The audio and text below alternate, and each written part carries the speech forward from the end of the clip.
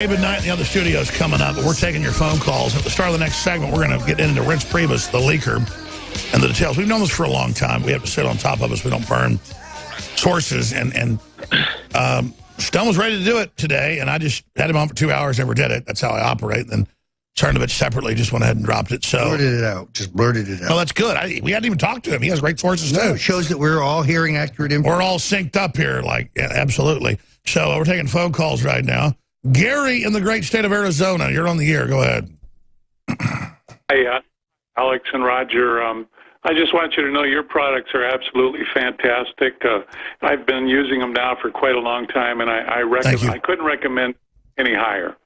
But anyway, I changed my political affiliation from independent to Republican just in order to vote for Donald Trump. So I have been a very strong supporter of his. But I have a two-part question for you, Alex, or Mike. Now, the last time I asked this question to Roger, and I got a spin job. And that's no disrespect to you, Roger. That's what I do. But anyway, the aerosol spraying of toxic chemicals all over America is increasing every day, and here in Phoenix, we're getting pounded like never before. Donald Trump could have stopped this on the first day of his presidency. I know he could have. But instead, he is allowing it to continue. There is a complete silence from the president. Oh, well, let me respond to that. They're ignoring him in all the agencies. There's all sorts of secret programs going on. There is geoengineering going on. The CFR admits it. I've seen less of it. Maybe it's worse in Arizona. But specifically, what would you like to see Trump do? I mean, you're probably educating him now. Go ahead. Well, here's my question. How can Donald Trump, and again, I'm a supporter. I'm not a critic. You know, I'm a critic. I'm a critic of his, but I'm a supporter. But how can Donald Trump have any hope of making America great again when he is jeopardizing the health and welfare of his fellow Americans? So you're talking about, here's the deal, you're talking about... Why do you assume that he knows about it? It's deep state, man. Why do you assume that he knows about it? Do you think maybe someone on the White House staff has told him about this? I've got a building next to me full of crew members that I only go to like once a week. I don't know what they're doing 100 yards from me. Go ahead, sorry. No, but look, the president... Any president, every president lives in a cocoon, and Reince Priebus has sought to control flow of information. The president told Anthony Scaramucci he wanted to see him this week, yet Reince Priebus keeps knocking him off the president's schedule. So let's expand the question the listener's really asking then. How do we get Trump out of his cocoon? Well, he needs a staff change. I mean, if he is not getting in his daily news briefing, Breitbart, InfoWares, Daily Caller, Cernovich, then something's wrong. Those who are complaining that he is getting those things, what they're complaining about is they haven't been able to keep them out. Well, like you said, he didn't understand that they're blocking for months all his positive Twitter comments. He's noticed that. He's like, where's all my people? And because he didn't even understand, they're only giving him the negative stuff. That's exactly right. Trump doesn't even think his support's there anymore. That's why he goes out to rallies. He goes, I'm glad you're still here. And his wife leads the Lord's Prayer because they're so freaked out. Cernovich? Yeah, that is why there's a great article in Politico which revealed that Reince Priebus is now the leaker. We might as well talk about that. Roger can talk about it. Why did we let them have that? Right. We already had this weeks ago, but there it is. How Trump gets his fake news. So they didn't actually reveal Reince Priebus as the leaker there, but if you read it, the entire article is trying to make Reince Priebus look like this great, smart guy around a bunch of fools. By the way, I knew this 6 months ago. Bad idea. Reince Priebus and others run into the president with the printouts they want to. Yeah. Look, I'm going to be honest with you about this. I really am. I've had it up to here with Reince Priebus. This guy is, he is a malevolent midget is what he is. He did not want Donald Trump to become president. He shifted campaign funds in Pennsylvania from Trump, $750,000 to Pat Toomey. He did the same thing in Virginia in an attempt to undermine us at the last minute. He cannot be trusted. Let's come back and talk more about that. Stay with us. This is key. All right, so Gary brought up secret government projects, and we've already documented that the State Department is just completely ignoring what the president wants. Every other agency, he's throwing fits. He's about to have a purge. He says that there's all sorts of stuff going on he's upset about. But I hear you. I'd like to see geoengineering and secret programs exposed. But I think, Gary, that Roger Stone and Mike Cernovich kind of answer your question. Before you called, the theme of this is Trump's being ignored. Does that make sense?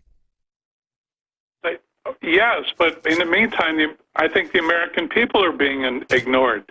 I mean, I think it's up to us to get a hold of through C-SPAN and TV and radio and rallies and messages and,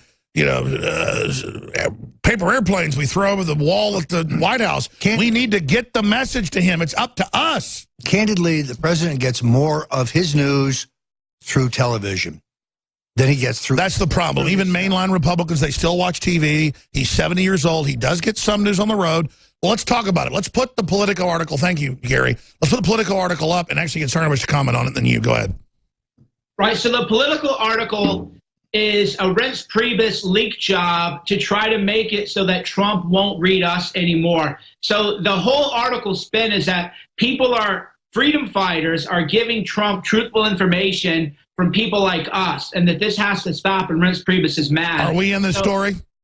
No, we're not, fortunately, but they the point is that they want to keep us out of Trump's news diet. Reince Priebus is, because Reince Priebus is really nervous now because... Well, we already know that. When Trump gets to call people, Priebus is like floating around on the phone line, reportedly. Yeah, no, and when the president has meetings, Priebus is always in the meeting. So how can you run the government when you're spending all the time trying to... Why does Trump let him be in the meetings? So, like, you're there, and then Priebus is there in the corner going, Well, the president does occasionally turn to him and say, did you get that down right? It's treating him like a secretary. Look, this guy is no Bob Haldeman. He's no Jim Baker. He's not even an Andy Card.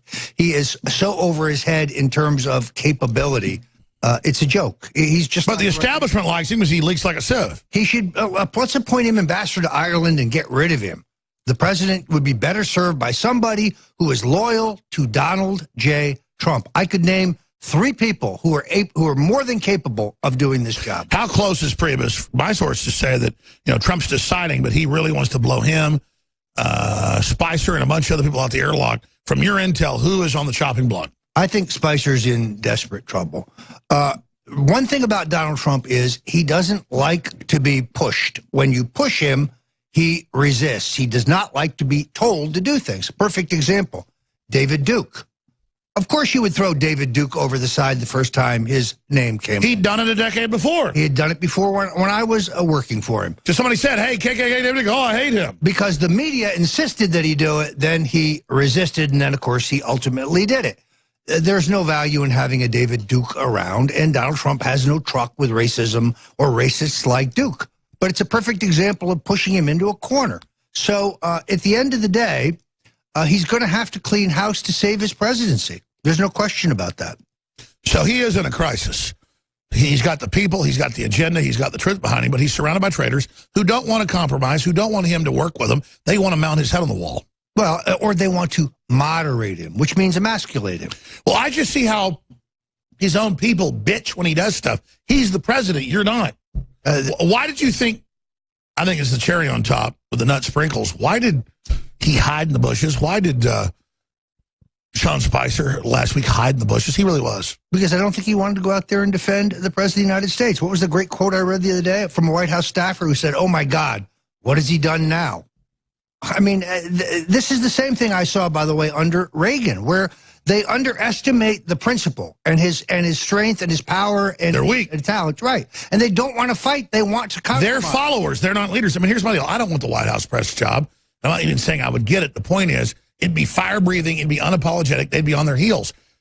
His own people don't get why Trump's successful because he's brazen, he's naked, he's real, he's committed, he's bona fide, he's not a fake. You notice it was Ronald Reagan who brought Pat Buchanan back into the White House press operation? That's what you need. A young Pat Buchanan, somebody who is smart, somebody who is combative, somebody who will grab the other guys by the throat and pull them down the hill. A fighter. Like Trump, a fighter. Instead, we have people who are trying to be conciliatory and kiss the ass. And conciliatory is fine if people are being trying to conciliatory with you. They're running around saying, kill the president, kill us, shut down free speech, arrest everyone. A group of people with flaming torches running at you is not someone you make a deal with. Well, and as the New Yorker magazine showed us last week, there's a subset of liberals now who say he's insane. We've got to remove him because he's crazy. Just because he doesn't agree with them. Just because he doesn't. And then again, people go, oh, you're settling establishment. The Pope, the Chinese communist dictator, the Saudi Arabians, the corrupt Mexican government, the corrupt Canadian government, the Republican Party, the Democratic Party, all these, the EU, they're all against Trump. What nutball wouldn't be for him? I mean, if mental instability is the hallmark, why did we have a rapist as president for 8 years? A rapist, a serial sexual assaulter. So this line of... Sure, I totally agree. So let me ask you this question, because I want to put this together. Maybe we should do a tape thing later, because this is really a big deal. Trump will listen to this. I want to take a few calls here, and then I'll bring David Knight in. David Knight, what do you think President Trump should do with a shakeup? I mean, I think he should do fireside chats. People try to make it too produced. Just get up there with his basic graphics, his facts. He gives them a day before the 10-point thing he wants to cover. That they have the clips, just like he sees on Facebook, just like he sees on Twitter. He gets up and says, here's the clip of 20 Democrats saying fire the FBI director. See? That's all I'm doing. This guy says I'm crazy because there was wiretapping. Here's the New York Times saying there was wiretapping. Let's move to the next agenda. He goes in for 45 minutes, hits like 10 points, then maybe has a few journalists, a mix, takes a few questions. He does that once or twice a week. Game over. He's defeated him. Okay, that's my idea. Let's do it. Oh, what do you think, David? I think you're absolutely right, Alex. You know, Ronald Reagan said he was going to transcend Washington. He was going to go directly to the people. He never did it or had the potential to do it in the way that Donald Trump does. Well, they put a bullet in him before he could. Yeah, I think you ought to go beyond just canceling the press conferences. I think you ought to do exactly what you said. Go directly to the people, bypass these daily press conferences that are going, bypass the press secretary. Right. And I think he ought to use these bully pulpits, not just to defend himself personally, but to advance his agenda, to tell the American people, look, I want you putting pressure on Washington with me. Together, the two of us can get this agenda that I ran on, that you voted for, done, and we can shut down Washington. I think that's exactly what... Yes, and David, and I want all you to comment on this and take calls. I'll turn it over to you, David. I've been prepared for this hour for all day. Trump must know, and I think he knows this now, that's where we're getting from multiple sources, very high up, is that he gets there's no compromise. He gets they don't make sense. They want to run the country. They don't care about the power of what they run. They have no rubber meets the road, basic understanding. Oh, you guys got a mic open in there. So they have no understanding of this basic system, and he now understands that and understands he's in a death battle, and that if he goes all the way, he wins. If he doesn't, he loses. And so now it's up to all of us to understand just how critical this moment really is. Like, so over the weekend, we had James Clapper say, our institutions are under attack internally by President Trump. I had said on Friday that all these liberals were saying it's a coup, it's a coup. No, it wasn't really a coup. What Donald Trump did was within his legal rights as president. He is still president, so it was not technically a coup. But they see it as a coup because it was someone that they see simply as a stated preference by the people they're not accounted to, the elected president. They saw it as a coup against the swamp, against the unelected bureaucracy that stays there permanently. And that's what we're seeing from James Clapper. He says, our institutions are under attack. I'm going to talk about that in detail, what James Clapper was really saying. But that's what they're looking at, Alex. They're looking at the fact that Donald Trump would actually fire one of the higher-ranking members of the permanently entrenched bureaucracy. That's right. These are arrogant, entitled lords who believe that they own us, and Trump is involved in a coup against the swamp. Yeah, the swamp is trying to have a coup over Trump. That's right. Now, is this the same? Is this the same James Clapper who testified falsely to the U.S. Congress about the collection of metadata, proven to be a lie by Edward Snowden? He said nobody spies the American people, and that's the same story we hear over and over again with FBI Comey saying Trump's crazy. Nobody spies on anybody. But they let Clapper come back and clean it up and apologize instead of indicting him for perjury and sending him to jail where he belongs. That's right. That's right. And a politicized member of the National Security Council, as he's setting his positions during the election, actually using that as a bully pulpit to get involved in politics. Why would we be surprised to find out that they use the national security apparatus to look and to investigate into politicians way beyond Donald Trump, but also people like Rand Paul. He said another senator has told him that he's also been told. Well, we that got he was looked at. subject to You investigation. better believe they're listening right now. You know, one of the questions I want to ask, and I was on Real Time with Bill Maher about a month ago now, and Michael Hayden was the former CIA director, was one of the guests. Why do these guys all have shaved heads? Is it like some secret club or something?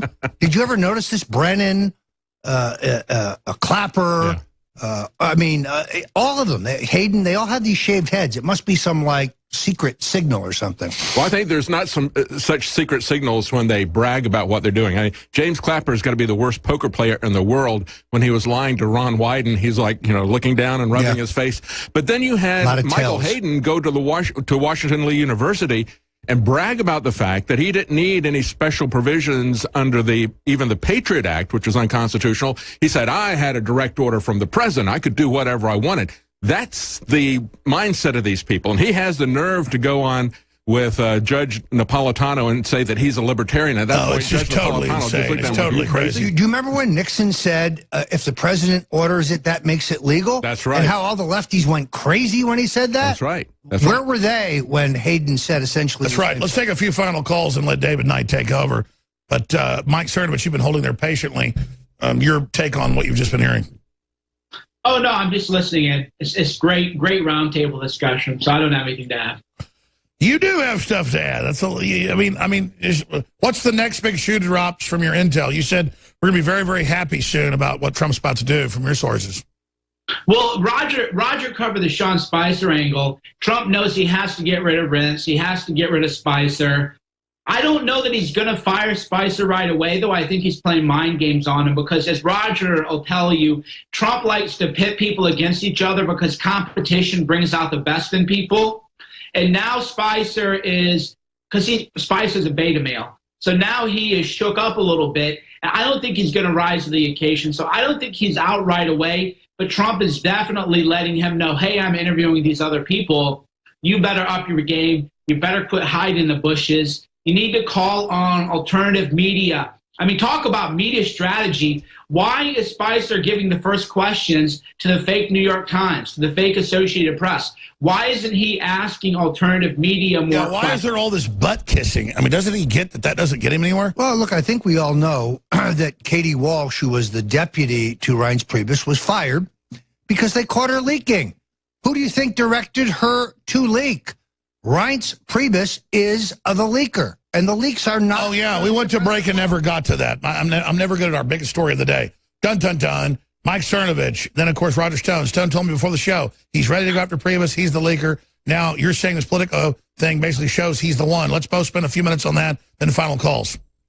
Right, so you have to use, good lawyerly reasoning and deductive reasoning. One thing I noticed a couple months ago, and I even wrote the article, The Dog That Didn't Bark, based on a Sherlock Holmes story. I said, where are the Reince Priebus hit pieces? That was, because as human beings, we notice what is in our face, but a lot of times we don't notice what is in there. And I noticed you couldn't find a bad article about that guy anywhere in the world. And I thought that's really weird because everybody else in Trump world gets hammered and smacked. That's right. Reince Priebus is the giant bloated butt that the diarrhea just squirts out of. Well, look, no, they buy immunity by leaking. Don't write that about me. I'll give you something better.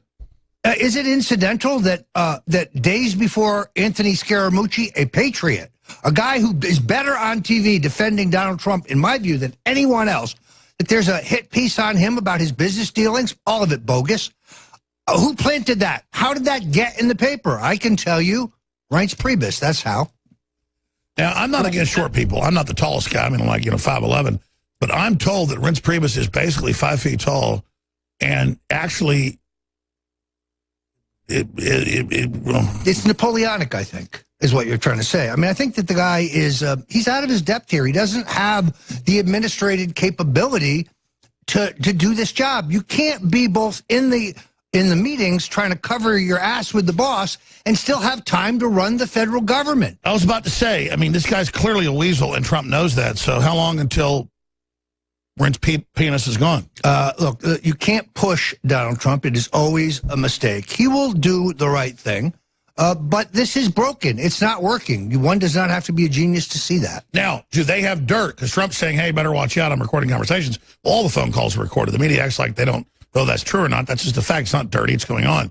How does Reince Priebus, I misspoke, how does he strike back? Then, I mean, do they have some kind of dirt that they're threatening to release? I don't think he has any cards here. I think he is living day to day. And he was never the right guy. So Reince Priebus is kind of like a limp biscuit. In a sense, yes. Mike Cernovich, your comments on Reince. Well, you know, Roger brought up the point is how he bought immunity. That's why there are no hit pieces. And then that political article is like the cherry on top, where the whole article says, oh, my God, Trump is being spread this fake news. But Reince Priebus, he's really trying to make sure that Trump isn't giving any fake news. So it's a total hatchet job on everybody except Reince Priebus. And I thought, Reince, you idiot. You fool, you moron. He should at least plant something bad about himself. You know, it's interesting. When I worked for Ronald Reagan, they used to try to keep Human Events, which was, you know, one of the early conservative newspapers, a great publication, try to keep it away from him because they didn't want him to read it because he would read things there and he would blurt them out. And he'd even read LaRouche stuff. I mean, it destroyed their efforts to move him to the center and, quote unquote, moderate him. But the good news is that Dutch loved his Human Events, and he wanted to see it every week. I wish the president would demand to see InfoWars every day, because you know they attempt to keep it from him, and it's not on the television screen where he is used to seeing his television, so he's got to go looking for it. Wow, Cernovich, I want to take a few final calls. I appreciate your time. You never even plug yourself. StoneColdTruth.com, InfoWars.com. I know you've got a lot of sites, a lot of things. You do a lot of Twitter, Facebook. Where's the best places for people to find all things Mike Cernovich, the great hated patriot? Yeah, Twitter.com/CERNOVICH, Twitter.com/Cernovich is usually a good place to be. And we've been developing this Reince Priebus thing for a while, so I'm glad that Roger got confirmation, too, that it's Reince. And, again, we need more news going to Trump. So, people, what can you do? Share, because Trump does read his Twitter. Share articles to InfoWars by replying to @RealDonaldTrump. That is how we'll wake him up. Share this video that we've done right now. Share the videos with Trump. Reply to him, because Trump he watches television for a lot of news, but he does get a lot of news from his Twitter. So we need to bombard his feed with the great thing is when he actually responds. Yeah, he is reading his Twitter feed, which is how he figured out that they were pushing all his positive comments to the bottom or deleting them and pushing all the negative ones to the top. But it was not until somebody mentioned that to him that he saw that it was real. Wonder who that was. Somebody. In any event, look, this is going to be a struggle. Trump can still be the transformative president we need him to be, but not when he's surrounded by these midgets, by these pygmies. And Reince Priebus, I think, short guys. I mean, he should be a Lollipop Guild extra on the new remaking of the Yellow Brick Road. What's the name of that movie? He's too Wizard tall. of Oz. He's too tall for that, I think. But look, without the personal attacks, he's not up to this. He's Paul Ryan's man. He's dreaming of the Paul Ryan presidency post-Trump.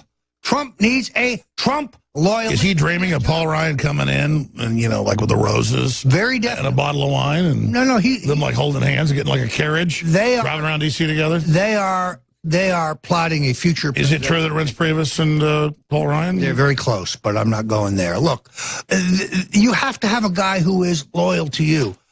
A David Urban, an Ed Martin. Is it true that Reince Priebus are Trump loyalists? It's true that Priebus puts on a wig? Stop. I'm trolling media. I'm sorry. Let's do one more call. We're headed over to David Knight, who's a sweetheart, sitting here while I go crazy. Zach in Florida. Zach, the Lego Maniac. You're on the air with Mike Cernovich. Go ahead. Going, Alex, Roger, and Mike. I was actually on the air with you guys the 14th of last month when you guys were on. I dropped the strategic patient CFR intel. I don't know if you remember that call. That was powerful, yeah, the whole deal. Yeah, what do you think's going on? It's pretty interesting that you guys have to be on at the same time again when I call back in. But I caught a lot of hell from that through CID and FBI stuff. But I'm covered. I didn't say anything too out of line, and that was very powerful. I know you had a lot of interpersonal things going on behind the scenes. But if you, I remember that call. That was big info. Well, we dropped the strategic patience thing on your show. You guys delve into it, and then Pence 2 days later literally uses those lines, which haven't been uttered out of a diplomatic channel in the U.S. in a long time. So that was very powerful. Hell, just about over an hour. I kind of hope this got on the main show, but nonetheless, you guys were talking about Priebus and Spicer. Who cares about those guys? We got Stone, we got Jones, and we got Cernovich. You think Trump cares about these guys that he could change interchangeably? He knows who you guys reach. So the power brokers are in the room, and they're talking, and they're on the show right now. So that's what's really going on. All the three. Well, I wish that were true, but let me just say to you that personnel is policy, and we don't have the levers of government. Yes, maybe we can help organize the troops and rally the people, but you must have people in office who will carry out your vision, who will carry out your agenda, and not worry about what the Republican... Well, I'm going to do this, because this caller was a great caller. Zach, stay there. David Knight is a really nice, smart guy, as you know. He'll let you talk a few minutes, hear what you have to say, because you did call in about that paper that I'd read about once but forgotten about. Really great point about North Korea, China, everything. So you come back, we'll finish with you, Zach, but I'm out of here because I want to give David at least part of the hour since he's been getting ready for it. Nightly News tonight, 7 o'clock Central. Mike Cernovich, thanks for all the time, my friend. Talk to you guys soon. Twitter.com/Cernovich. That's right. And then you're over on Twitter?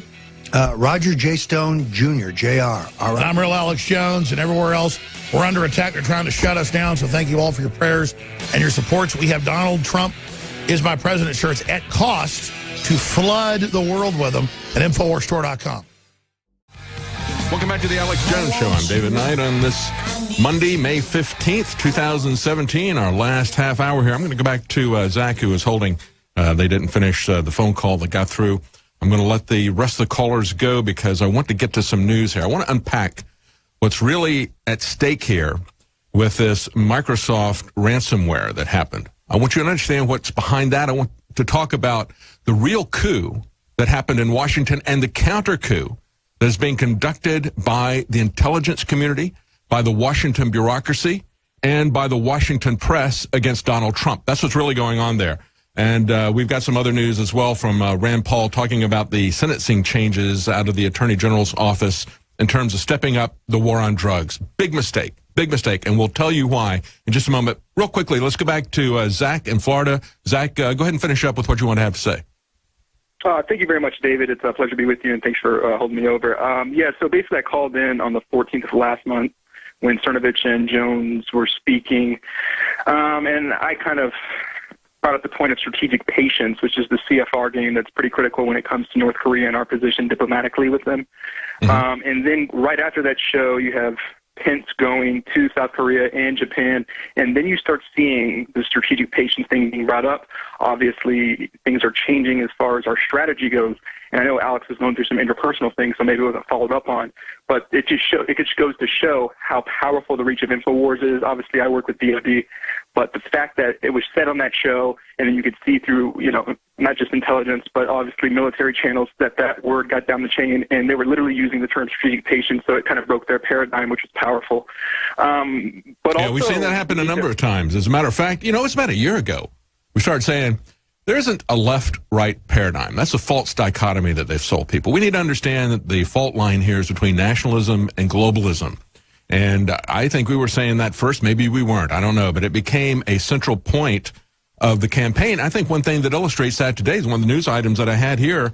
I'll get back to you in just a second, Zach. But France has a new prime minister. They've reached out to the conservative party. So here's this guy, Macron, who really didn't have any political leanings, but he was part of the socialist government before he stopped and then said, well, I'm going to run as an independent. Actually, he's running as a Rothschild party banker. But the issue here is to pick this guy because he is pro-EU. So you can be it doesn't matter if you're conservative or if you're liberal. It doesn't matter if you're socialist or if you're laissez-faire in France. The dividing line here is between being pro-EU and being pro-France. They're not going to let anybody into that cabinet, but they will reach across these so-called ideological lines. Remember, it was the left-right paradigm that originally came from France. But it is a false dichotomy. The real choice that's before us right now with these governments are the governments going to even exist? Are we going to have national governments? Or are they going to be subsumed into some kind of a multinational organization that is a stepping stone to a world government? And that's what's going on in France right now. Your comments, Zach? Yeah, absolutely. I mean, I think one thing that's happening, and you hit the word, and I think these things, get out there, and they're so accurate. Like, the paradigm's changing, and this is what I was finishing up with Stone and Jones and Cernovich with, is that they were talking about Priebus and talking about Spicer and who's in, who's out. they're antiquated. It does not matter. Trump was not elected on that. Trump completely broke what the status quo was. So it's like White House Chief of Staff is Roger Stone. The press secretary is Alex Jones. Cernovich is the insider. We got David Knight, who's also I mean, you guys get so many more listeners than who's actually listening to that establishment in those quote-unquote real positions. Trump knows that. So he could put these actual quote-unquote real guys in the chopping block and let them dance. But look, he didn't get elected by, following those steps. He got elected by just blowing that out of the water, getting mainstream attention, and completely just changing it. So well, the important thing, I think, is to just... Sorry, go ahead. I think it's just important to put the truth out there and let people make their own decisions. We trust the people to make their own decisions. And so we don't come out here and say something without backing it up with articles. Many times it'll be information that's coming from so-called mainstream sources that we back that up with, but they're buried sources. And so we put that stuff together. We connect the dots for people, and we let you make up your own mind. That's a very powerful thing, to be able to speak our mind without having to worry about access, without having to be worried about what people are going to say about us. That's a very powerful thing. The truth can be very powerful. So I think that's really what we have going for us. I want to get to some news, but thank you, Zach. It's very important that everybody understand that we can have an impact.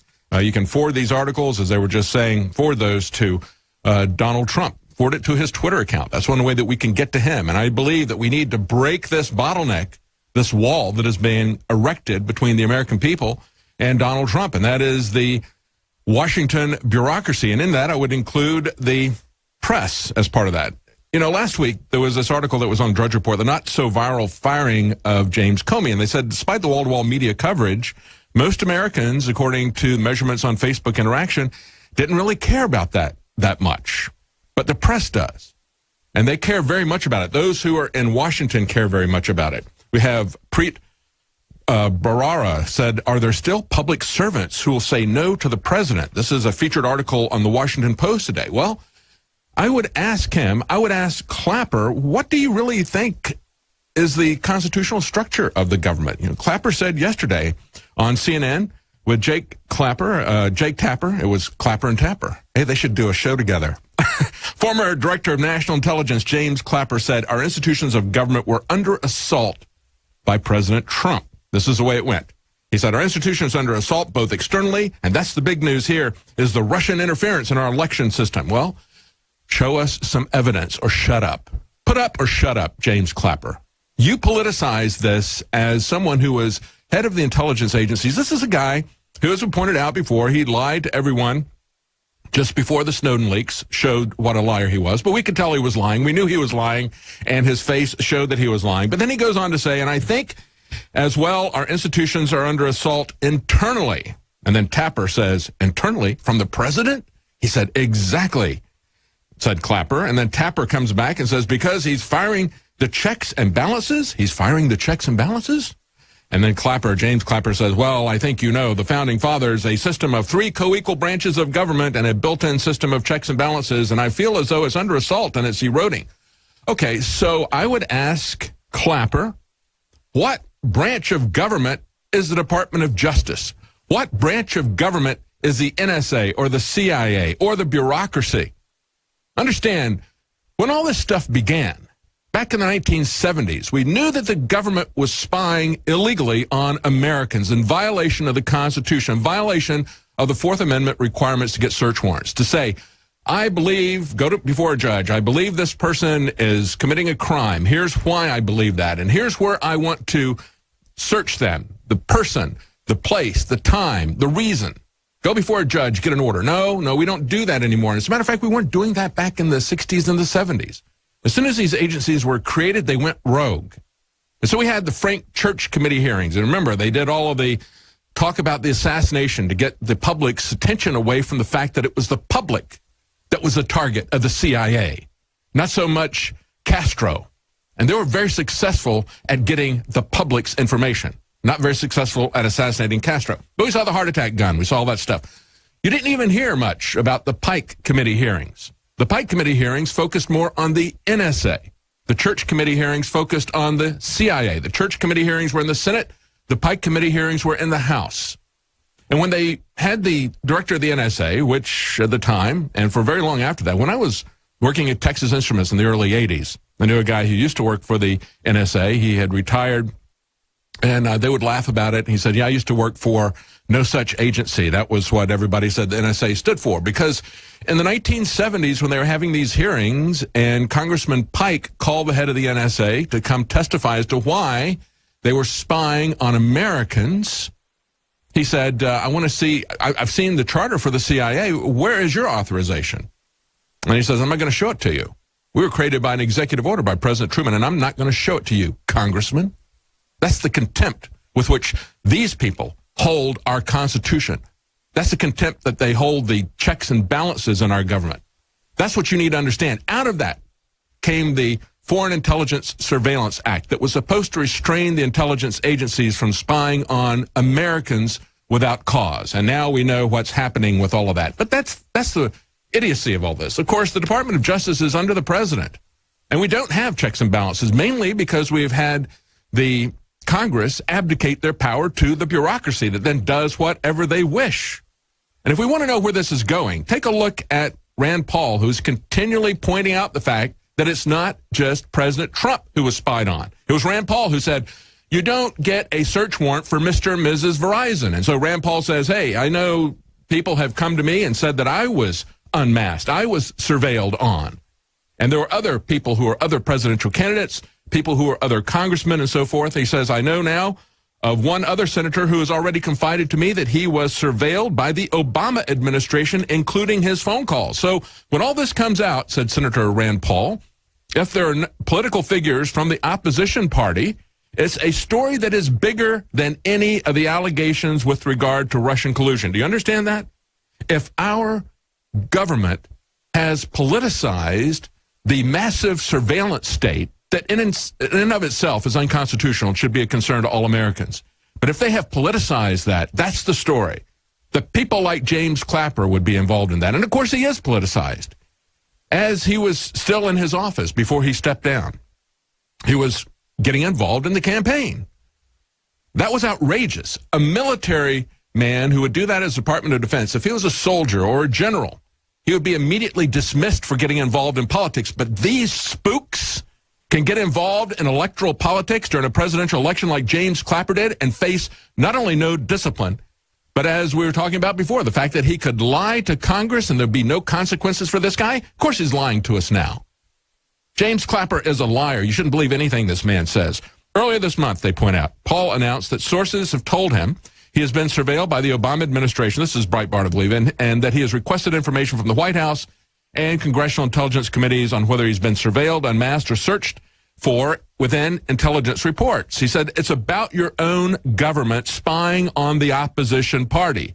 That would be enormous if true. That is what we should be focused on, folks. This conspiracy theory about the Russians is absolute nonsense. And when we go back and we look at James Comey, remember that James Comey, let's just put some of his career in perspective. It was James Comey who sent Martha Stewart to jail for insider trading, while Nancy Pelosi and the rest of Congress was making millions off of insider trading. And this is the same guy who put small sailors in jail for keeping photographs. Said, don't you try this at home. Here's Hillary Clinton's felonies, but I'm not going to do anything to her because she violated national security. But don't you try this at home, soldiers, sailors, anybody else who works for the government. Don't you try this. And, of course, we're going to give Huma Abedin a pass as well, even though she stored massive amounts of above top secret data on her husband's computer, even though he didn't have the clearance for that. So this is the same guy who would send Martha Stewart to jail for insider trading when the real insiders in Washington, the people who are manipulating the laws that can affect entire industries up and down, as well as companies, are out there trading, and they had no controls on them. And, of course, it wasn't illegal what Nancy Pelosi and the rest of them were doing at the time. They had the Stock Act that they put in place to stop that. And when everybody stopped looking about 8 or 9 months later, they gutted that and went back to business as usual. But that's the kind of corruption that James Comey should have been fired for. But understand the difference here between what was going on with Hillary Clinton and the allegations with Donald Trump. What he said was, Hillary Clinton has committed these felonies, but I'm not going to do anything about it. With Donald Trump, they haven't come up with any wrongdoing. And yet this is the kind of game that James Comey is playing. What he's playing is the game that J. Edgar Hoover used to play. Blackmail everybody in Washington. And, of course, Harry Truman talked about that. how he had dossiers and files on everybody. And when he died, his personal secretary got rid of that stuff. But that was his key to power. The difference is that James Comey was doing it publicly. He was investigating both presidential candidates simultaneously and doing it publicly and defying them to do anything to him. Don't you fire me. I'm staying here for 10 years. If you fire me, I'm going to say, but I had you under some kind of an investigation. So if you fire me, that shows that you're a criminal, right? That's the game that he's playing right now. Donald Trump didn't bite into it. I was very happy to see Donald Trump not playing that game with James Comey. But, of course, the press is going to continue to play that game. But going back to what Rand Paul said, and this is the crux of the issue, folks, the crux of the issue that they're not investigating is whether or not the Obama administration was spying on its political opponents and trying to hack the election. That is far more concerning than anything that Russia would do, isn't it? Isn't it concerning that the bureaucracy, especially the surveillance state, would ally itself with certain politicians and then start attacking people? This is what Rand Paul said. He said it's about your own government spying on the opposition party. That would be enormous if true. I don't know the truth. We've asked the intelligence committees, House and Senate. I've also asked the White House because there is this whole discussion of Susan Rice unmasking people. And, of course, that's the deal, folks. That is the essence of what is truly here. Now, as we look at this swamp that is pushing back, and as I said, it is a coup. What Donald Trump did, he had the audacity to stand up to this corrupt bureaucracy, to this J. Edgar Hoover wannabe, and who's trying to blackmail him into not firing him. He stood up to him and fired him. And now the bureaucracy is freaking out about that. And they're freaking out about something else. USA Today says, IRS executives say our lives are at risk in the Tea Party case if you open this up. A judge has ruled that there was a strong showing that the IRS had a bias against Tea Party groups. They say details about the Tea Party bias claims against the IRS could remain secret, however, because current and former agency officials say their lives are in danger if they publicly testify against the case. Think about that. This is USA Today a couple of hours ago. What they're saying here is that the IRS executives are saying, if we told you what we have done to you, you would want to kill us. That's what they're saying. They're saying that they're essentially admitting to crimes. And so this is the concern that we have. The concern that we have people like James Clapper, who will use his political office to try to take down political opponents, to use his surveillance office to take down political opponents. That we would have the IRS used as a political weapon. Do you understand what's going on here?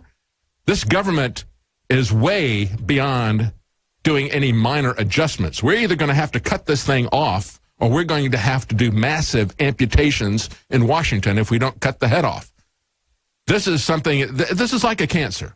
It really is like a cancer. And there's an analogy to that, I think, that really is more than just the fact that it's malignant and spreading. You know, when a cancer starts, you have kidney cancer, as my sister did. It starts trying to create kidney, aberrant cells try to create kidneys in other parts of your organ. It tries to metastasize to your lungs and tries to create a kidney there, but they're broken and they don't work and they can't create a kidney. But they go there or they go to the brain. That's what this metastasizing cancer of the federal government has done. It tries to go into every aspect of our life and become something that it could never be. It has to be cut out. It has to be cut off. It is politicized. That is the core of what the problem is. Rand Paul has it exactly. We need to investigate the FBI, and we need to investigate what's going on with the IRS. Stay with us. We'll be right back. Welcome back to the Alex Jones Show. I'm David Knight. I want to quickly cover a couple of health issues here before we break. There was an article today on CNN. Patients say Roundup gave us cancer as an EPA official helped the company. So this is what happens. It's called regulatory capture. It happens with all these government bureaucracies, with the FDA and the drugs that they approve.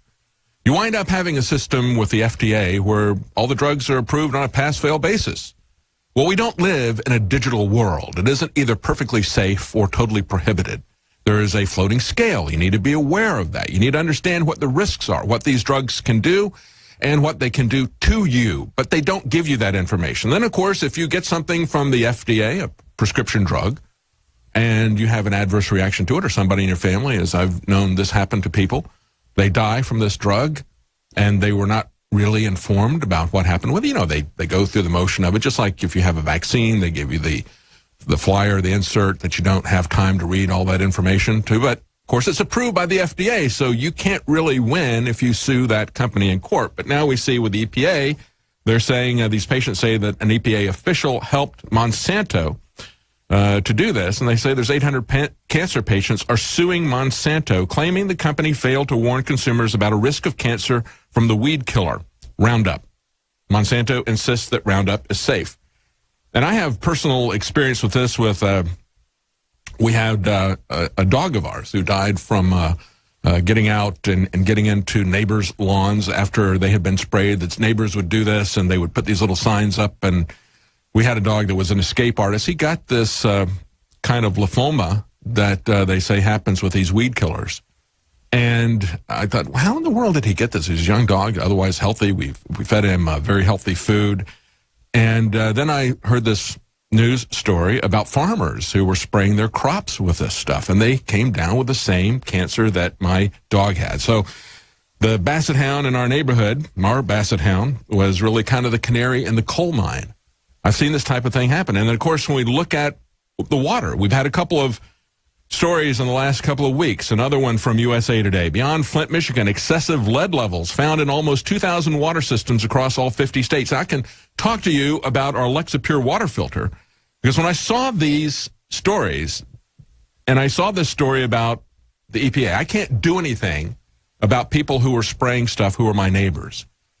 We aren't on a municipal water system. We're on a well system. So we have farmers around us and other people who are spraying their lawns. I can't do anything about that. That gets into the aquifer. The only thing I can do is to try to filter that out and not drink it.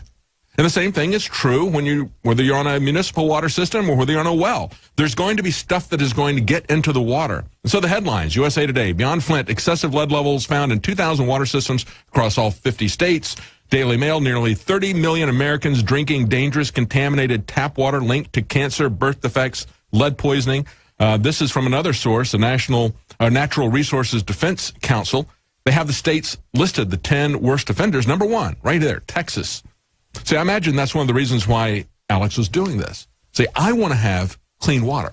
I don't want to rely on the government to tell me if a drug is safe. I don't want to rely on the government to test the water or to test other things that are additives out there and not be influenced by a corporation. I don't want to trust them to do their job. I'm going to do my research. I'm going to find something that is going to help my family to prepare for this. And the filter that we use is Alexa Pure water filter. Now, I'm going to be criticized, I'm sure, by Media Matters for trying to exploit this. Just as when I told people of shooting at the airport, I said, hey, you could get one of these inserts and put it in your backpack. At least you'd have something to hide behind. You need to defend yourself. Now is a good time to do it. 25% off, InfoWarsStore.com. Join me tonight for the InfoWars Nightly News. We have a lot of news that we did not get to. We're going to be covering that, and more news will be breaking this afternoon. Tonight, 7 Central, 8 p.m. Eastern.